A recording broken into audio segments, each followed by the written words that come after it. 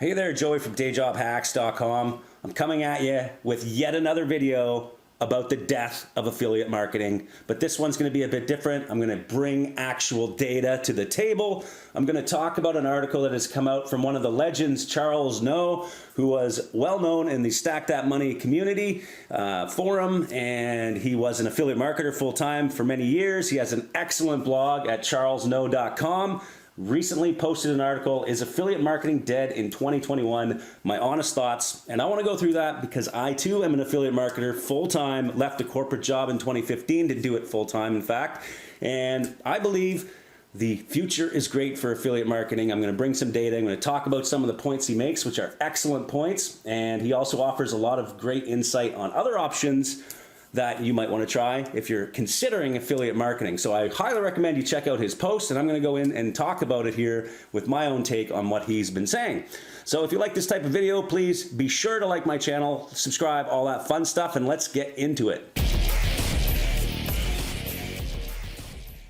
Okay, so before we dive into this video, I want to first talk about the type of affiliate marketing we're going to be referring to here today and what you're actually looking to do yourself. Maybe it falls into what we're going to talk about here.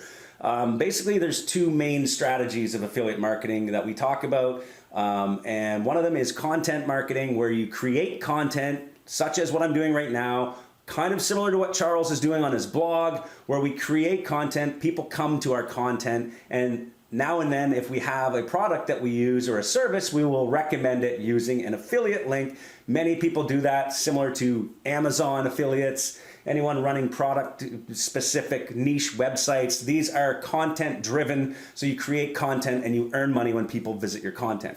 That type of affiliate marketing is pretty much never going to die, okay? As long as you create real good content online and you talk to your audience and you feed them information they want, they will always come back and look at your content, okay? Or they'll find it in the search engines, or people will share it, and that is just never going to die, okay? In fact, there's statistics showing that more and more people are online, more searches, everything is going up, okay? Now, what Charles is more referring to on his blog post here is the other side of affiliate marketing, what you see in most forums, the paid traffic side of it, where we're creating funnels, we're creating campaigns around app installs or lead generation campaigns. We're trying to sell an e-com product that's an affiliate product, not your typical content stuff. We're talking about buying traffic, sending it to a landing page and going for the direct sale or the direct lead, and we're trying to make money instantly, okay? That is the other side of affiliate marketing. Now, both of those concepts are talked about on this channel. So if you want to check out other videos, I've talked about this many, many times. And we also have some free training at powerhouseaffiliate.com, okay? So let's get into the article. Let's talk first about, a couple of things that he went through here. Obviously, the rules and regulations are getting stronger, especially on traffic sources like Facebook and Google. As an affiliate, you must follow the rules. In fact, you almost have to now make it look like you are not an affiliate. That is why 90% of people will probably fail at this side of affiliate marketing, because there's so many things you have to be doing. So that is one thing. He's completely right. The rules and regulations have gotten stronger. Competition is fierce, but at the same time, I'm gonna argue that the cost per click has not drastically gone up. The cost per click on Facebook is actually pretty much stable for the last year for me. Google has been stable for 3 to 5 years. There's just so many other traffic sources coming up that even though there's tons of competition, we have TikTok, we have Pinterest, we have Snap Ads, we have all the native ad platforms. So Facebook might be the be-all, end-all for some people, but a lot of people are looking for alternatives. I've done a complete video on Facebook alternatives. There's tons of traffic out there, okay? So really, although the competition is high, that is not a deciding factor for me to move on to other things, because really, no matter what you're doing online, there's gonna be competition to get those clicks, whether you own a product or you're an affiliate. Another thing that he mentioned here is that affiliate networks have been quietly going out of business. Now, this is truly a fact. There's tons of major networks over the years that have collapsed. In fact, for a decade straight, at least one or two major CPA networks. So these are the networks that house offers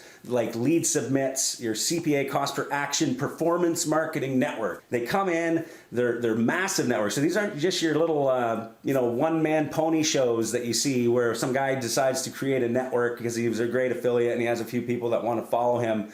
These are major networks that have collapsed. Now there's many reasons for this, and I'm not going to try and get into the reasons why many of them collapsed, but I'm going to talk mainly about the FTC and the way affiliates are promoting products, okay? Now big networks went down hard when the trial space was going on. We had diet trials, people going on with celebrities on these major news platforms, putting up images of major celebrities losing weight with these pills that actually weren't endorsed at all by these celebs. So some networks got sued, some went out of business, some didn't get paid by the advertisers. The industry itself of performance marketing is extremely risky. So if you're going into this business on the paid traffic side and you're going to start investing your own money in paid traffic, be sure you understand how the money flows, okay? It goes from the person that owns the product through a network to you. Now I've done a full video on this, check it out, I'll pop it up, but the reality here is the networks need to offer you value. If they don't offer you value, why are you going through a third party in this relationship of you versus the advertiser, okay? And that is why many networks have been collapsing, is because of the fact that they offer no value, they're brokering offers from other networks, and they don't really have any moat, okay? Now Charles talks about moat in his article here. We're gonna talk about that here briefly in a second, but again, I've done a video on moat for affiliates, but networks themselves really need to step up, especially in the 20s. The 20s, that sounds so weird saying the 20s, but really networks have become this thing where if you don't own the offer, or if you don't have direct access to these exclusive offers, then there's no need for you as a network, okay? So you need to offer something that no one else has. Now, one of the other things stated in this article was the fact that there is a lot less activity or a lot less talk about affiliate marketing. And this is true, I think, in the paid forums like STM. If you go in there, you'll notice the amount of stuff happening there has actually dwindled quite a bit over the last 2 or 3 years. I don't think this indicates that affiliate marketing is dropping by any means. If you actually look at some of the data from Statista.com, if you go there, check it out, you'll see that in 2022, it's expected that in the US alone, over $8.2 billion spent on affiliate marketing. This is 3 times more than it was 10 years ago. So it's only going up. The charts are going up. So I think we can't really measure the impact of affiliate marketing based on the amount of activity we're seeing in paid traffic forums, okay? Globally, in 2017, there was $13 billion in spent on affiliate marketing, okay? And of course, that number is going up every single year. That was the latest data I found. Looking at some of the data online through places like Statista.com, okay? Okay, so moving down in the article, we talk about the rise of e-commerce, and he's very clear that e-commerce is taking over, and I agree. A lot of people that I know personally are in fact moving to the e-commerce model where you build a product like a Shopify store and you start branding and building your own brand, okay? This is excellent for people that want to build an asset online. You're building something that you own and you can sell and you own the data. I've talked about that in another video. In fact, I'll pop it up where you own the data and you build an asset, okay? This is great for people that are motivated and want to go out and just start building a business. But in reality, if you don't understand traffic and you don't know how to get traffic, then starting out building this empire of a store and then trying to buy traffic or get people to come to your store after the fact without actually testing first with affiliate marketing, then you're setting yourself up for a big waste of time, okay? That is why affiliate marketing, many people start with affiliate marketing and then they move on to the bigger and better things like owning your own business where you own all of the data and all of that kind of thing.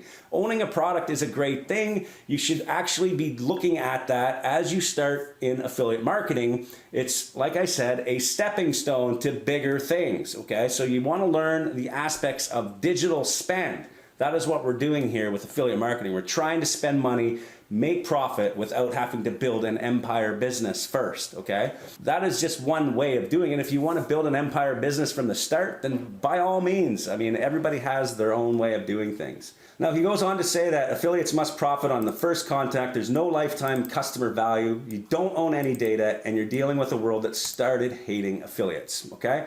So really, there's a lot of things you can do here that can help. Obviously, list building is one of them. In fact, in one of his courses that he sells, he talks about list building a list first using Facebook ads. This was one of his training courses where you build a list, you own the actual emails, and then you start sending emails to these people in the back end doing more aggressive advertising. Now, we've done a full case study on this, by the way, inside powerhouseaffiliate.com, where we've done the exact same strategy. And yes, in fact, it works. You own the data. You can build a mini funnel, to get people into your affiliate funnel, and then you're selling products on the back end. So you can do this, but really there are more advantages if you own the entire funnel right to the checkout page.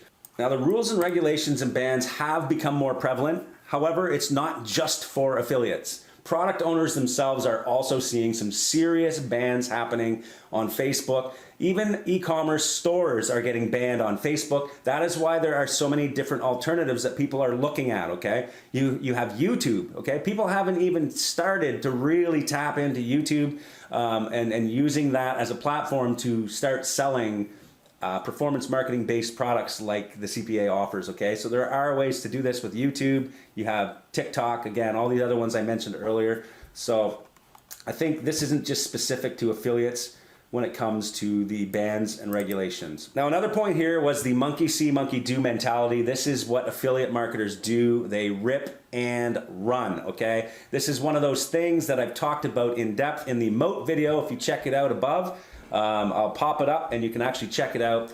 Talked about this subject. What we're doing here is we're trying to come up with our own moat as affiliates, okay? Whether it means creating a ton of great content, building your own list, building your data sets, whatever it is, you cannot just start and think that you can rip somebody's landing page, start running traffic to it, and start making a ton of money. That is not going to happen. Pretty much 99% of you that try that are going to fail. There are so many other factors at play. There's so many other split tests going on and behind the scenes for professional affiliate marketers, okay? So if you're going to try and come in and rip somebody's pages, it's just not going to work. Now, if you find an affiliate campaign that actually works and you're converting and you're scared about the other factors at play where people are going to be ripping and running and looking at your stuff, then maybe perhaps consider building your own product line and selling your own products. I've actually done this myself with affiliate products that I've ran in the past, okay? And it works. It takes a ton of work though. So if you want to do all that work and try and, solidify your business that way, then obviously that is a great way to go and you can sell it later, which in fact I did myself. I sold that business later on and moved on to more just straight up affiliate marketing, okay? I just did not like the headache of doing all that extra work. So there are many alternatives out there, and I think that he gives some excellent alternatives here. Bitcoin is obviously skyrocketing. The stock market is a way to you can obviously look into investing in stocks, creating an app. All of these things are excellent ideas. I'm not gonna go on and on about these. Obviously, there are tons of alternatives out there. That's what makes the question of is affiliate marketing right for me so difficult, because there are so many alternatives out there. The exit value is a very good point here. You will have nothing if you're just trying to sell an affiliate campaign. I've talked about that before. If you're trying to sell somebody an affiliate campaign, you will not get any money for it because nobody cares. Unless you have an email list, a bunch of data, then that's all you can sell as an affiliate, okay? Unless you have a website that has a ton of traffic coming to it and you've built content over the years and nobody wants to spend all that time building all that content around this product or service, then you have something to sell, okay? That is why content marketing is the way to go, especially if you're gonna be doing this long term, I think, okay? If you wanna get in and try and make a ton of fast money, then obviously the paid traffic media buying strategy is the way to go as well. But really you should consider content marketing if you're looking to build something that you can sell later, okay? So yeah, if you're starting out, it's very easy to get sucked into these training courses that people are selling that have nothing to do with how you actually buy traffic online as an affiliate. So without rambling on too much more about this, I really think you need to look at this from both sides. Understand first, what type of affiliate marketing do you want to do? If it's content marketing, it's never going to die, okay? And if it's paid traffic, it's never going to die either, but it's going to require a lot more effort in keeping up with the times. Understanding how rules are changing.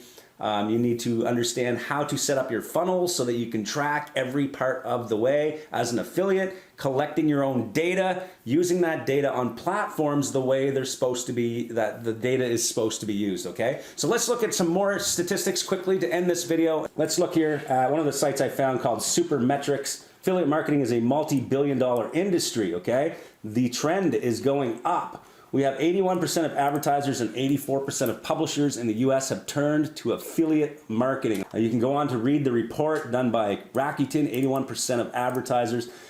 Search interest is going up. This would have a lot to do with people being at home right now looking for ways to make money. So I think that's why we're seeing a big spike here in the last couple years. So there are massive networks out there. The ones that Charles was referring to are more boutique style, or the CPA networks that are specific to app installs, lead generation campaigns, trial offers, e-commerce offers, all of these networks out there that you sometimes see every year since I began. You're going to see 2 or 3 major platforms go under, okay? And that is more to do with the mechanics of how the money is being flowed through that system. 85% of online shoppers check Google. I run Google ads still as an affiliate marketer. I've done a complete training on Google ads, okay, inside Powerhouse Affiliate. So you can see exactly how I do that as an affiliate. It's one great traffic source that is an alternative to Facebook. Now, again, there's tons of rules on Google that you need to follow. These are the types of offers that people are promoting as affiliates. The top 5 categories are computer and electronics, clothing, online services, accessories, beauty, business, marketing. All of these are the top categories. Lots of good information here showing that affiliate marketing is growing, in fact, still growing, and there's still a lot of money to be made. Again, there's a whole bunch of information here. I'm not going to ramble on, but you can see here, if you do some more research on the statistics, you'll see that affiliate marketing is in fact growing. There is a lot of money to be made. You just have to understand which direction you want to go.